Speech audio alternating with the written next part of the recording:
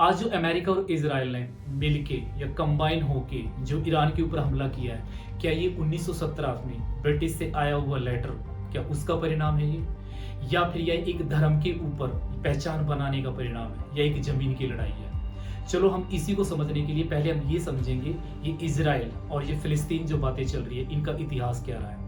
क्योंकि जब भी हम इतिहास पढ़ते हैं तो इतिहास के जो शोर शराबा जो हुआ है, जो नारेबाजी हुई है, उसको दोबारा दोहरा के हम इतिहास से कुछ नहीं सीख सकते। हम इतिहास से तभी सीख सकते हैं जब हम इतिहास का विश्लेषण करें, ताकि विश्लेषण अगर हम सही कर पाए तो जो फ्यूचर हमारा होगा वो सही दिखाई देगा।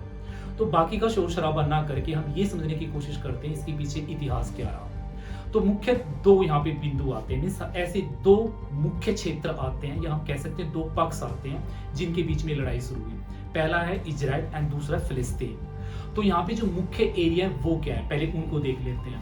पहले गाजा, वेस्ट बैंक, हमास, फिलिस्तीन और इजराइल, ये चारों पांचों जो एरिया है या देश है, इस वीडियो के माध्यम से ये समझने की कोशिश करेंगे। तो क्या हुआ 1900 से पहले इस एरिया के ऊपर, जो एरिया मैंने बोला है, इस एरिया के ऊपर ओटोमन मींस मिस्र का इसके ऊपर कंट्रोल था, नियंत्रण था। अब जब इसके ऊपर ओटोमन एम्पायर का जब इसके ऊपर कंट्रोल था तो यहाँ पे यहूदी, अरब मुस्लिम और ईसाई ये मिलकर रहते थे। अब प्रथम विश्व युद्ध के बाद क्योंकि ओटोमन एम्पायर हार चुका था और ब्रिटिश के अंडर अब इसने अपने कंट्रोल में कर लिया था।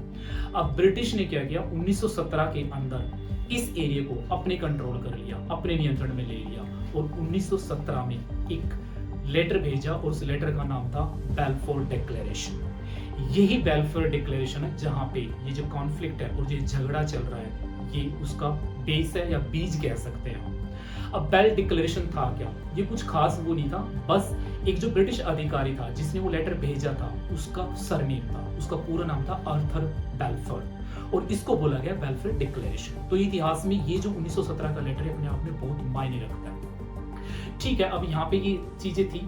अब इस बेल डिक्लेरेशन में लिखा क्या था ऐसा जो कि यहाँ पे कॉन्फ्लिक्ट बना? इसमें लिखा हुआ था कि जो यहूदी था इस एरिया को वो उसका नेशनल होम बनाना चाहते थे। अब यहूदी तो इस पे एग्री हो गए क्योंकि उनके लिए नेशनल होम बन रहा था, लेकिन जो अरब मुस्लिम थे इसने उसका विरोध किया।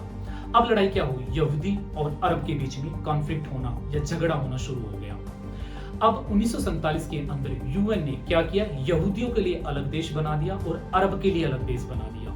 यहाँ पे भी यहूदी अग्री थे, लेकिन अरब यहाँ पे फिर से अग्री नहीं था। फिर से लड़ाई हुई और लड़ाई होते होते 1948 के अंदर इजराइल अपने आप में एक देश बन गया।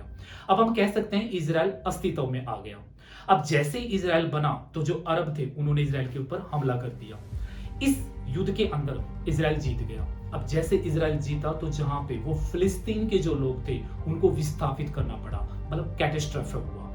विस्थापित का मतलब ये होता है जो लोग अपनी जमीन पर रह रहे हैं, सन ऑफ सोइल्स कह सकते हैं, मिट्टी के लाल भी कह सकते हैं, जो वहीं पे जन्मे हैं, अगर उनको वहां से निकाला जाएगा तो उसको विस्थापित बोलते हैं और इंग्लिश में से कैटेस्ट्रोफे बोलते हैं। अब वो लोग वहां पे निकल गए। अब हम थोड़ी सी नजर इस चीज पे डालते हैं कि जो मैंने ये बोला था गाजा, वेस्ट बैंक और जेरूशलम, ये क्या है, ये एरिया क्या है, ताकि हमें और क्लैरिटी आ जाए। अब गाजा एक ऐसी जगह है, उस गाजा एरिया के ऊपर जो ये इजराइल है और जो मिस्र है इन्होंने कंट्रोल कर रखा है पूरी गाजा की सीमाओं को, आने जाने की पाबंदी लगा रही है। और जो वेस्ट बैंक है उस वेस्ट बैंक के ऊपर कुछ बस्तियां इजराइल की है, लेकिन उस पे जो सेटलमेंट चलती है वो फिलिस्तीन सेटलमेंट उस पे शासन करता है। अजीब सी एक दुविधा बन गई, गाजे के ऊपर पाबंदी लगाई हुई है और वेस्ट बैंक की बस्तियां बसाई हुई है और वहां पे शासन किसका है, फिलिस्तीन का है। और यरूशलेम को यूएन ने 1947 के अंदर एक इंटरनेशनल सिटी डिक्लेयर किया था, उसी टाइम जब यहूदी और अरबियों के लिए अलग अलग देश बनाया था। अब जब इसको इंटरनेशनल सिटी डिक्लेयर किया तो फिलिस्तीन ने कहा ये हमारा है, इजराइल ने कहा ये हमारा है, यहाँ पे भी ये झगड़ा चलता रहा। अब हमास एक शब्द आता है, हमास क्या है, हमास क्या कोई देश है? नहीं, हमास एक राजनीतिक इस्लामिक सशस्त्रीकरण एक संगठन है। इस संगठन को बहुत सारे देशों ने अंतरराष्ट्रीय लेवल के ऊपर इसको एक कह सकते हैं टेररिस्ट संगठन डिक्लेयर कर रखा है।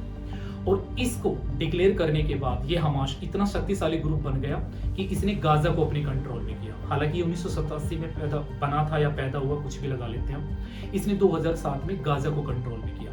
अब हम कह सकते हैं हमास के नियंत्रण में गाजा। अब ये हमास सीधा सीधा इजराइल के खिलाफ है, क्योंकि इन्होंने इनका मानना ये है कि इजराइल जब 1948 से बना था, इन्होंने हमें बाहर निकाला था। अब मेन पॉइंट ये आता है, लड़ाई किस चीज की है, किस किस बिंदु पे लड़ाई हुई। अब मेन कारण बिंदु देखते हैं, लड़ाई किस चीज पे चल रही है। सबसे पहला, फिलिस्तीन ये कहते हैं राइट टू रिटर्न, मींस जमीन हमारी है, इजराइल की नहीं है। सेकंड, जो बेल्फ डिक्लेरेशन हुआ था, जो यूएन ने जेरूसलम को इंटरनेशनल सिटी बनाया था, उसमें कहते हैं कि हमारा धर्म प्लेस है। इस्लाम भी यही कहता है, ईसाई भी यही कहते हैं और यहूदी भी कहते हैं ये हमारा एक इस्लामिक धर्म प्लेस है। अब ये किसका है, इसके ऊपर लड़ाई चल रही है। तो इस तरीके से करते हुए 2023 के अंदर इस जमीनी हक को लेने के लिए मींस हमास ने इजराइल के ऊपर अटैक कर दिया। अब इजराइल ने इसको वापसी जवाब देने के लिए सैन्य कार्रवाई करी। अब सैन्य कार्रवाई में कहते हैं इतने लोग मारे गए, इतना खून खराब हुआ कि पूरे इंटरनेशनल लेवल पे इजराइल की और इस हमास के जो युद्ध हुआ था उसकी थू थू हुई। इसीलिए यहाँ पे मुद्दा बन जाता है, जब हमारे देश का प्रधानमंत्री मोदी जी इजराइल जाते हैं तो इसलिए मीडिया ने या लोगों ने सवाल उठाया कि इतना नरसंहार होने के बाद, इतनी हत्याएं होने के बाद हमारे प्रधानमंत्री इजराइल क्यों गए। अब वो इजराइल क्यों गए, क्या कहानी थी, क्या नहीं था, हम हाइपोथेटिकल सिचुएशन के ऊपर कोई भी स्टेटमेंट नहीं देना चाहते। हम सिर्फ यहाँ पे हमारे वीडियो बनाने का माध्यम है फैक्ट को पढ़ना, इतिहास का विश्लेषण करना, ताकि हमें समझ में आए कि लड़ाई एक्चुअल में हो क्यों रही है। अब यहाँ पे समझने की बात यह है, ईरान ने और ईरान के ऊपर जो अटैक हुआ है, अमेरिका और जो इजराइल ने मिलकर किया है, ये हम दूसरी वीडियो में समझेंगे कि क्यों किया गया। क्या ऑयल इसका रीजन था या कोई और दूसरा रीजन हो सकता है। लेकिन हम यहाँ पे एक और पॉइंट ये समझते हैं, अभी प्रधानमंत्री ने एक चीज वहां पे बोली थी, फादरलैंड एंड मदरलैंड। क्या पॉलिटिकल साइंस में फादरलैंड मदरलैंड कोई शब्द है? हाँ है। फादरलैंड यूरोप की राजनीति शास्त्र में चलती है और मदरलैंड हमारे एशिया स्पेशली भारत में चलता है। तो प्रधानमंत्री ने ये बोला था कि 17 अगस्त 1950 को मेरा जन्मदिन भी हुआ है और एक तरफ से इजराइल का भी जन्म हुआ। इजराइल का जन्म तो 1948 में हो चुका था, लेकिन वो अपने पर्सनल इमोशन एनर्जी को कनेक्टिविटी कर रहे थे। कैसे कर रहे थे, उन्होंने ये कहा था 17 सितंबर 1950 को मेरा जन्मदिन हुआ था और भारत ने इजराइल को देश है एक, ये मान्यता दी थी। तो इस तरह से उन्होंने अपना इमोशनल कनेक्शन दिखाया था। अब हम मदरलैंड फादरलैंड की चर्चा कर रहे थे। जिस देश में हम पैदा होते हैं, जिस देश में हमारी कर्म भूमि और धर्म भूमि होती है, उसको हम मदरलैंड कहते हैं। जिस देश में हम पैदा हुए हैं लेकिन हम दूसरे देश में चले जाते हैं, दूसरे स्थान पे चले जाते हैं, हम उसको फादरलैंड बोलते हैं। इसलिए वहां पे प्रधानमंत्री ने बोला था जो यहूदी भारत में थे और वो इजराइल में आए थे, तो उनके लिए, जो यहूदियों के लिए मदरलैंड इंडिया हो गया, फादरलैंड इजराइल हो गया।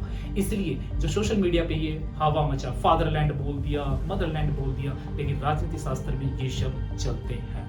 तो हम अगली वीडियो में समझेंगे कि अमेरिका और इजराइल ने मिलकर ईरान के ऊपर क्यों हमला किया, क्योंकि इस दौरान ब्लॉक बन चुके हैं। क्या ब्लॉक बन चुका है? अमेरिका, यूएई, सऊदी अरेबिया और इजराइल, ये एक ब्लॉक में हो चुके हैं और ईरान की साइड वाले मिडिल ईस्ट के जो कई अरब कंट्री वो एक ब्लॉक बन चुके हैं। अब इनमें लड़ाइयाँ क्यों हुई, हम इसी को समझने के लिए अगली वीडियो पे बनाएंगे।